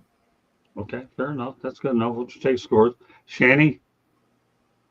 I was thinking this was going to be a down year for an opposite year for Notre Dame from last year. I didn't realize there was all I these hope red so. flags about Miami, but Notre Dame last year they beat Texas A&M and it was a surprise. Then they lost to Northern Illinois, and then they never really played anybody. Purdue, Miami of Ohio, Louisville was a tough game. Stanford, Georgia Tech, Navy, Florida State, Virginia, Army. And so I kind of expected them to have a reversal of that this year, that they would lose to Miami and then not go undefeated through the rest of the season. But maybe Miami's not as good as people think. So I could be wrong. I'm losing my voice here. Well, we don't have a lot to go, so don't feel too bad. So I'm still going to say Miami 21-20. 21-20. Okay, Candy? I'm going to say Miami 27, Notre Dame 24. Steven? Oh, I agree with Mel. I don't think Miami's going to be any good this year. We've already seen the recruiting classes that Notre Dame's been bringing in already. So I'm pretty confident to see them at least win this by 2 scores. As far as the actual score goes, not a clue, but you're painting me in a corner, 28-14, something to that effect. I think it's a comfortable win for Notre Dame to start the season off. Yeah, and I'll just give you a score because I have other things I want to get to. I'll give Miami a 26-17 triumph. I'll be curious to see what Carson Beck does, and that'll be the gauging point going forward. Okay, because let me tell you, the next opponent they play is going to be a diaper. Is going to be a pushover like Bethune-Cookman. So I'm sure they would have rather have had Bethune before Notre Dame to play together once, but 26-17 Miami over Notre Dame. All right, well, let's not kid ourselves. We all know about Taylor Swift and Travis Kelce getting engaged. I don't know what to make of this. I mean, I guess the obvious took place. Give me some quick thoughts of this, and then I want to talk about some NFL roster updates. Steve, what are your thoughts about this worst kept secret on the planet? Leave these people's personal lives alone. Right. Like, I get it. Travis Kelce is one of the higher profile tight ends in the NFL. Taylor Swift is without a doubt the biggest the biggest music star in the United States at the moment. So I get the intrigue about it, but let these people have their lives, man. Like, you don't have to be bombarding us with their engagement announcement. I've seen all kinds of goofy memes and silly stuff. It just let them live their lives, and let the actual fans and media of the football sports world talk about actual football instead of having to digest what Travis and Taylor are going to do. It's going to be nauseating throughout the year. They're going to be asking Travis about his their marriage plans, where they're going to go, what they're going to wear, etc. I feel bad for Travis having to deal with that instead of actually talking about football. He's probably going to get quite irritated, to be honest with you, but that's just my take on it. No, I like your take. I like the fact that this was the only time I plan to bring it up on any particular show, because now that I had time to get it on here, I don't plan to talk about it tomorrow night, Candy, just so you know. I'm glad we got it on here. Get it done. Because I see all this stuff on new media. I totally hate it. Let them play football. Really. Let him play football. Let her do her thing. They are a couple, and I wish them nothing but the best of happiness for both of them, and I want to leave it at that. Candy. So the news broke in the middle of the Kansas City Chiefs media availability, although after head coach Andy Reid had departed. That left Chiefs defensive end Mike Dana to field questions about his teammates' engagement. His quoting him, "Man, it's incredible. I was caught off guard, but great for them." He said, "But great for them. That's a blessing. Anytime you find that type of joy, blessing, love, that's a beautiful thing." He's hung out with them. You know, kudos to them.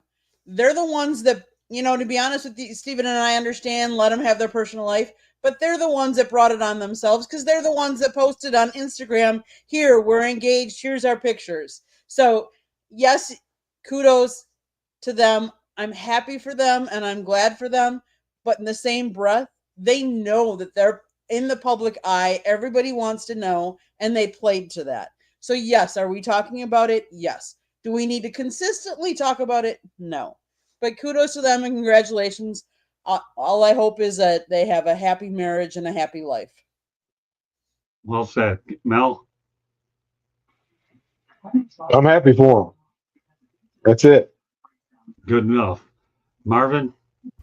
In America, we're nosy. We like a tragedy. We like a fantasy. We like all this stuff, man. It's all reality TV to us. It's not even real anymore. Nothing's real. Everything is reality TV. When I first heard about it, I thought about it, John Cena having his girl sign that 75-page document. And I'm thinking, how many pages of paperwork is Travis Kelce going to have to sign when Taylor Swift attorneys give him that real paperwork, But real talk, I wish them the best, man. I do. They both seem like real cool people, and I hope they have a real marriage and do well. Yeah, I'm surprised that for all this publicity and everything that's going on is lasted to this point where they're going to get to marriage, and more power to them for just enduring everything leading up to the I do's. Tommy? Yeah, it's just the way of the world. Is this the first marriage for both of them? Is it? Yeah, I don't know. I was surprised it took this long, actually. But yeah, it was it's predictable. Okay. All right, good enough. Let's get to some NFL updates because I have a lot of them. I'll just go over a bunch of them, and then we'll see if there's where some of these people will land. Well, number one, wide receiver Terry McLaurin isn't going anywhere.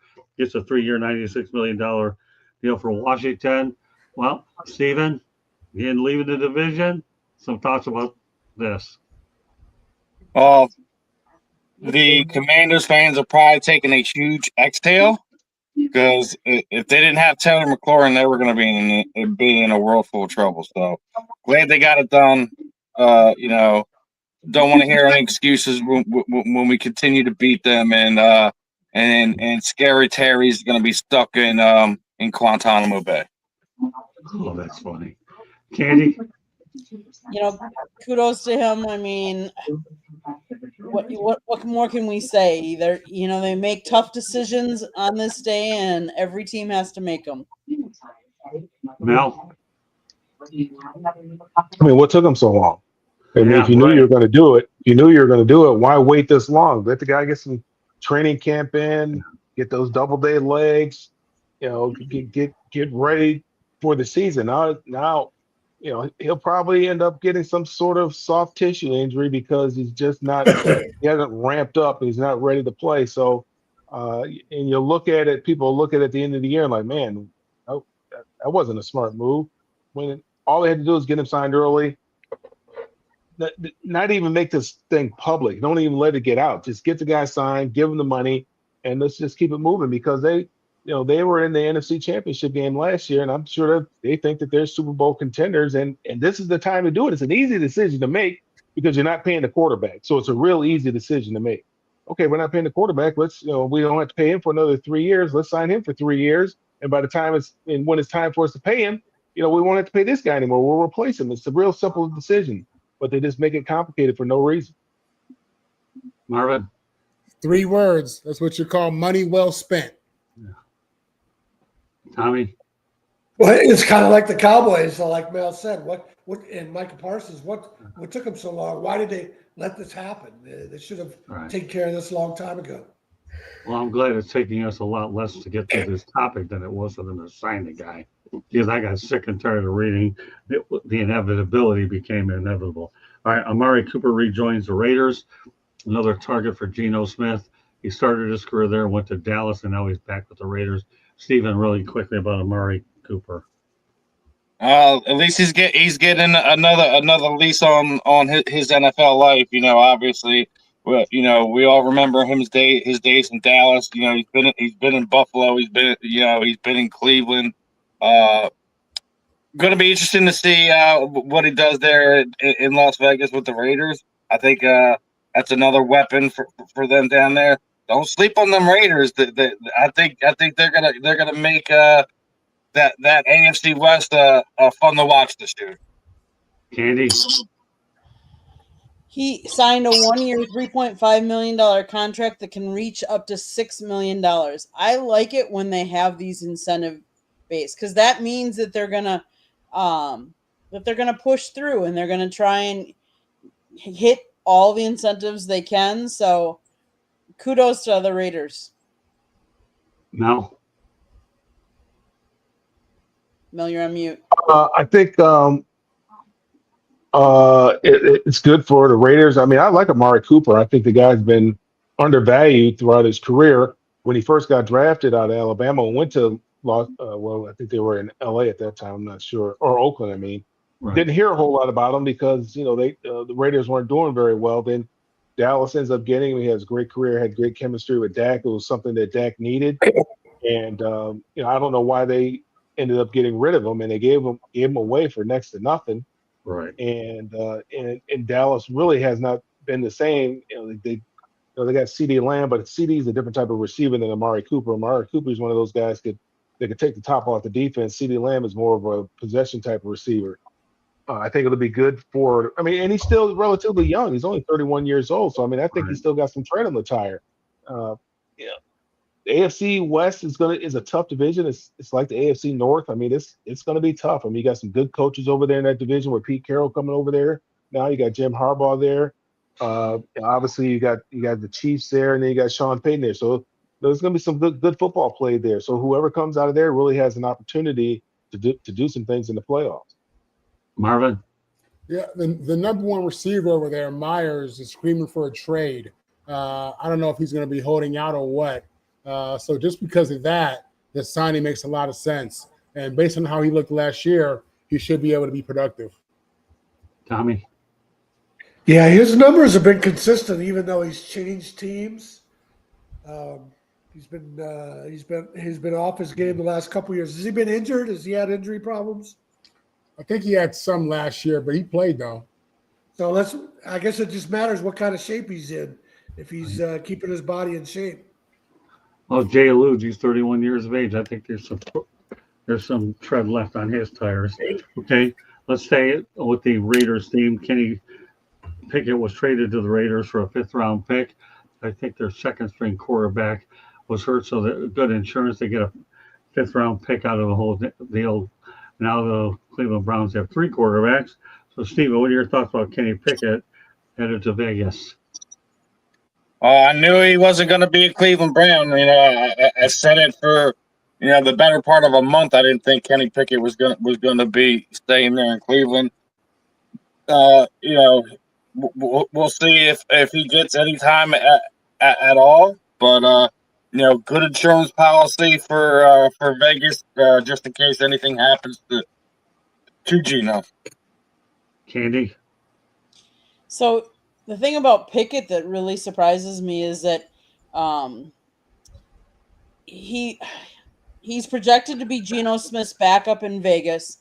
He's expected to miss 6 to 8 weeks with a broken wrist. So Pickett did not appear in any preseason game for the Browns due to a hamstring injury he suffered in late July. However, the former first-round pick has returned to doing on-field work at practice. He also joined Sam Howell as the only 2 players in the last 30 years to be traded 3+ times in their first 4 NFL seasons.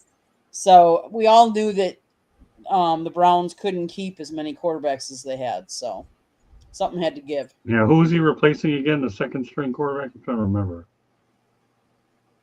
It just says Isn't uh, it Aiden O'Connell or something like that? Isn't that his name? Yeah, it's Aiden O'Connell. Yeah, there you go. Great stuff. Okay. Yep. So there you go. So he's out there to back up Geno Smith. All right, Mel, some thoughts on the move. Um, Kenny Pickett, he's kind of difficult to figure out. Well, Pittsburgh drafted him, I think, what, 16th pick in the first round was 3 years ago, whatever. And I was like, man, what are they doing? I mean, they're really desperate here. Because I think he was projected to be maybe a second rounder. I mean, there was really no first round quarterbacks that year, and they needed a quarterback, and they reached. I mean, they really reached and drafted Pickett, and he just didn't pan out in this new microwave generation that we live in. That you got to be able to produce ASAP, and so they shipped him off quickly, and he's just kind of bounced around a little bit. I think there's a lot of quarterbacks out there that I think Mac Jones. I like Mac Jones. I think they gave up on him too soon. I think there's some quarterbacks out there that that were first rounders that deserve an opportunity to play. And I'm not saying that Kenny Pickett doesn't deserve an opportunity to play, but he's hurt. He didn't play in the preseason. Uh, Las Vegas is looking for a backup because their backup broke his wrist. And I just don't know if Kenny Pickett's ready to play. And then I don't know, God forbid something were to happen to Geno, and then I just don't know what you're going to get from Kenny Pickett because we haven't seen him in a few years, so we don't know what you're going to get. Well, at least he got a championship ring out from the Eagles, anyways.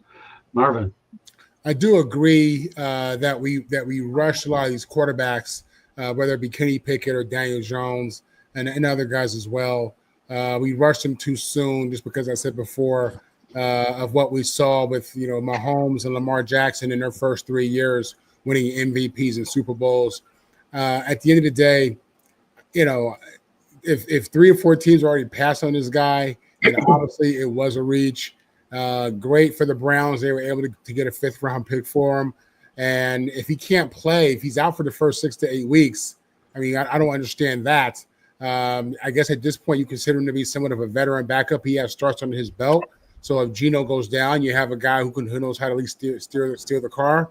But this is a nothing move for the Raiders. I don't think he's their future. So, Tommy. Yeah, it makes sense for the Raiders.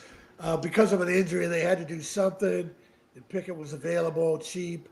But I don't think he's going to do anything if they have to depend on him. And the other thing about Pickett is he had a golden opportunity there at Cleveland. His competition was Flacco and 2 rookies. And he's not even healthy for training camp. And I know hamstrings can pop up out of nowhere, but still, I just don't know how you wouldn't be ready for this opportunity.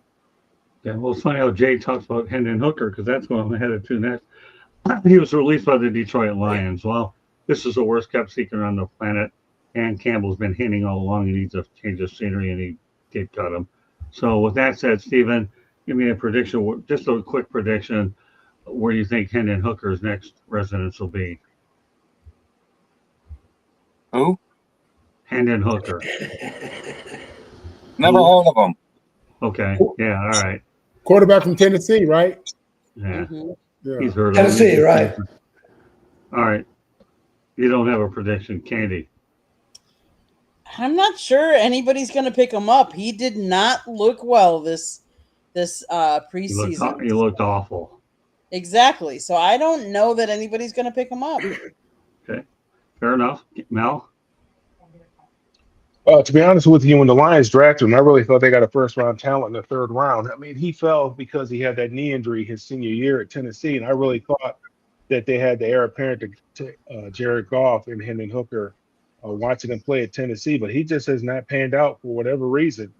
And I don't know. I mean, unless he goes to Chicago with Ben Johnson, somebody that's familiar with him, but I think they'd like the backup quarterback that they had. They just gave him some money. The kid that played at the Division III college and set all kind of records there.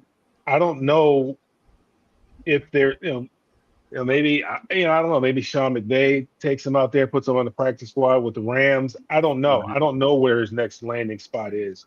But he has not played well in the preseason games that he was able to play in. I know he didn't play his first year. Last year really didn't impress. I mean, for the playoffs, they brought in Teddy Bridgewater, fresh off of winning the high school state championship, coaching the high school state championship. Right. I mean, that tells you what they felt, how they felt about Hendon Hooker then. And he had all off season to do whatever it is, correct whatever he needed to correct, and went out there in the preseason and just did not, didn't look sharp, couldn't really run the offense efficiently. So it didn't surprise me when I saw his name on the waiver wire. But again, I did really think that the Lions got a steal there. And I think they thought they got a steal. But for whatever reason, and they've been patient with him. Obviously, he had to heal his first year. Hey, you sit back and watch your second year.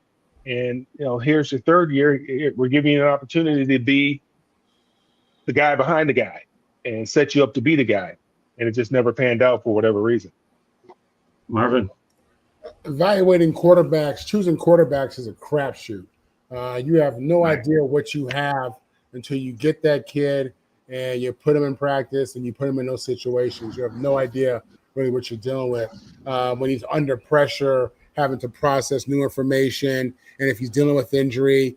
When he was during the draft, they talked about his upside being, but like I said in my last take, he's young. And you don't know what he's going to be in 2 or 3 more training camps. You don't know. Hopefully he gets that long because again they out the door these days quick. But hopefully he gets healthy and hopefully he gets an opportunity just to learn and to compete. Tommy? Yeah, he's got to get with somebody that can rebuild his confidence. Obviously, he hasn't coped well with coming back physically or mentally from this injury, because he was having a great senior year at Tennessee, and it looked like he could have a good future in the NFL, but he seems to have lost it mentally and physically. So he needs somebody to not only just coach him X's and O's, but rebuild his confidence. Okay, a few other transactions I want to get to, at least mention them. Trey Hendrickson is getting a raise from $14 million to $30 million for 1 year. He still becomes an unrestricted free agent. Anybody quickly want to comment on this? Everybody can, or 1 or 2 people can. I have a few more I want to get to before we wrap it up tonight. Who wants to come forward on Trey Hendrickson? Well, I'm glad he signed, so I'm sick of hearing these fake news sites keep sitting there saying the Philadelphia Eagles are trading for him. Okay. But, as hard as we've been on the Cincinnati Bengals front office, they got everyone re-signed this offseason. Even if it took, some dancing around to get Trey under contract, they got it done. They absolutely need him because their defense isn't a stout defense. He is the backbone of that Cincinnati's Bengal front defense. So they needed him. They got it done. Now let's see if they can put together a better season than they did last year, defensively at least. Marvin? When you look at the money they committed to the quarterback and to the receivers, they have to give that offense an opportunity to get on that field and stay on that field and be on that field. They had to do that. The defense is terrible, and he's one of the best players in the league. Paul Brown, this guy messed up Carson Palmer. This guy, they're like the Cowboys, almost, Mel? I mean, again, what took so long? This was an easy one to figure out. I mean, this was easy. I mean, like I said, I text my buddy that works for it. I saw this guy 3 years ago before everybody was talking about him. I said, man, who is this guy here? Before the announcers are talking about anything, I don't know who they were playing, but I'm like, man, nobody can block this guy. This guy is a problem when he first came over there. And so every year, now he's starting to get noticed, and people started noticing him because of his play. The guy is just relentless. That's the kind of guy that you want to pay. Why wouldn't you want to? Again, he outperformed his contract. Now look, if he didn't play well, you're going to come in there and ask him for a pay cut, take a pay cut, or you're going to put him on the waiver wire. So the guy outperformed his contract. Give him a little money, make him happy. Let's get to training camp and let's try to win the ultimate prize, because the ultimate, the goal here is to win the championship. These owners, they want to win every battle. Forget about winning the battle. Let's try to win the war. Sometimes you're going to lose a couple battles. Jerry Jones, lose a battle. You're trying to win the war. He's worried about all these little battles. The idea is to hoist the Lombardi Trophy come February, and so I don't know what takes them so long. Their egos. Man, they got money. They got money. Micah's job is not to manage the salary cap. That's your job. Trey's job is not to manage the salary cap. That's your job. His job is to get as much money as he possibly can for himself and his family. That's his job. Okay. Yeah, Somewhere you're gonna have a meeting of the minds, and you got to figure this out. This should have been done earlier. I think he's leaving Cincinnati after as a free agent, anyways. But at least He could. He has that. He has that option because they didn't extend his contract, so he has that option. They can't pay everybody. They can't continue to pay everybody. I think Cincinnati's too cheap. Number one, Cincinnati's too cheap to pay anybody. They don't like to. Their history speaks for itself. So, all right, and I have a few other transactions I'm going to get to. One of them is Shiloh Sanders, cut by the Bucks. I'll tell you the reason why he was cut by the Bucks.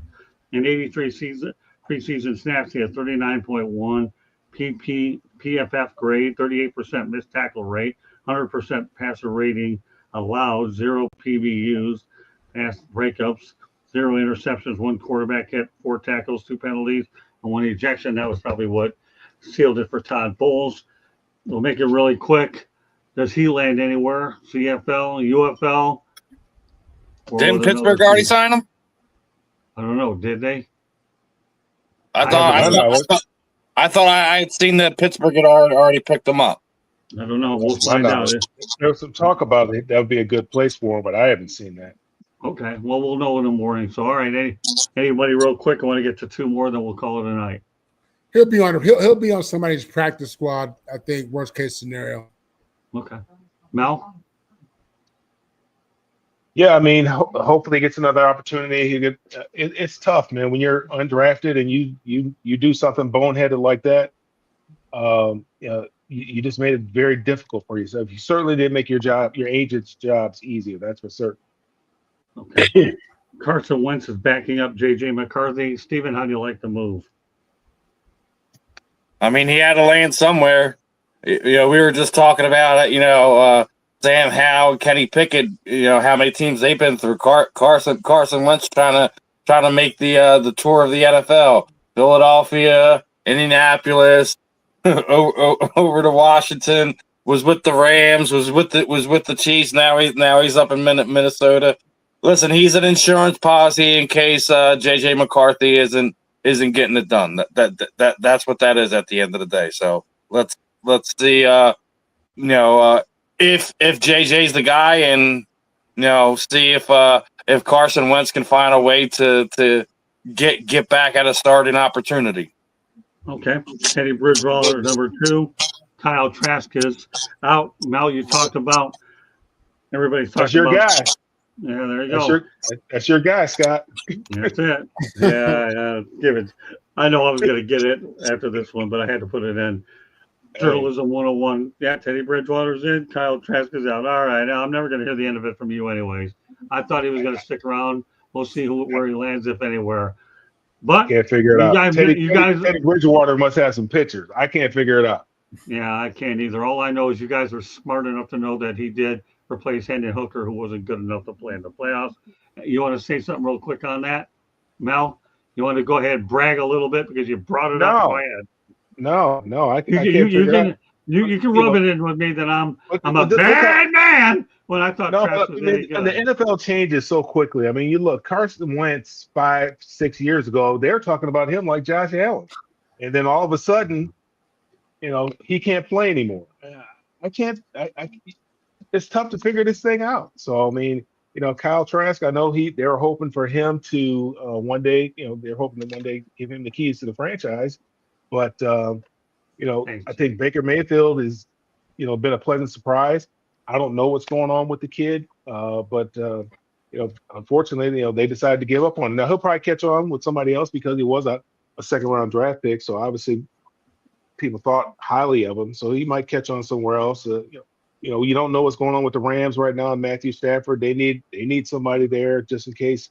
I'm not sure how high they are on Stetson Bennett. I do think they might like him, but he is a little bit on the smaller side. So Kyle Trask, he'll probably catch on somewhere else. He might end up in Minnesota. Who knows? All right, last one of the day here. Bailey Zappi is out with the Chiefs. The only thing I'm going to say is I'll close this one out. You got Bailey Zappi, Kyle Trask, Hendon Hooker. I am glad that you have alternative leagues for them to get tape if they don't land with the NFL, and we'll leave it at that. Because obviously you didn't have that option before.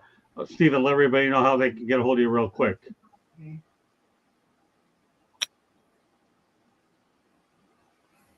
Same as always, just type my name in there, Stephen Rochelle. I'm there on Facebook and Instagram. As far as the other social media sites, just top in Steve Sport Talk 1, regardless if it's X, TikTok, or YouTube. And we'll see everyone tomorrow with myself and Mr. Bencher.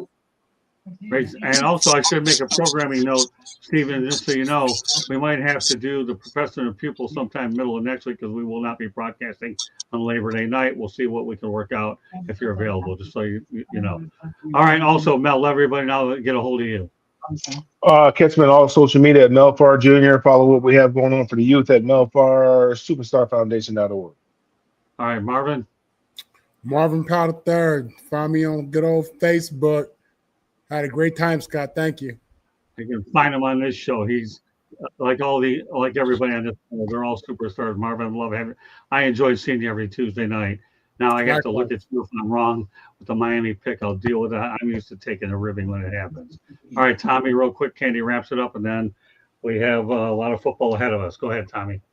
TomShanahan.report, Facebook, Tom Shanahan, Twitter, @Shanny4055. Beautiful. Welcome back, Jay, and good job with Eddie Prater in the chat room. Glad to have you guys in there. Candy, take us home, and then you can close out the show as well. South Florida Tribune Publishing Company published a book, Lessons from the Microphone, Tuning into the Enduring Wisdom of Visionary Leaders. It is written by our host, Scott, the Motor City Madmouth Morganroth, talks about his 40-plus years in the media business and how it has changed and evolved. You can get it. It's available on Amazon, Barnes & Noble, Kindle, Google, and Apple Books. There's also a link on our website, www.southfloridatribune.com, where there is a plethora of great content, so go check it out. If you'd like to listen to podcasts, check us out wherever you get your podcasts. Monday nights is baseball night. Tuesday night is football night. Wednesday and Thursday nights, you just never know what you're going to get, so tune in to find out. If you want to advertise or sponsor a show, call Scott 954-304-4941. If you want to be a guest or have topic ideas, you can always email us at southfloridatribune@gmail.com. Great show, gentlemen. I love talking football with you guys. And the start of college football this weekend, does it get any better than that? All right, well, again, I want to thank Steven. I want to thank Candy. I want to thank Tommy, Marvin, Mel, my regulars here on the show, for doing their usual outstanding job. I couldn't do this without you. You guys make me better than I really am. So I'm proud of every one of you on this panel for doing such an awesome job every single week, week in and week out.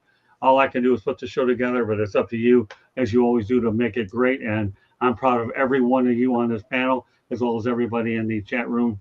So once again, on behalf of Stephen, Candy, Mel Farr Jr., Marvin Powell III, and Tom Shanahan, my name is Scott Morganroth, Motor City Madmouth. Thank you for joining us on this edition of Inside the Piston.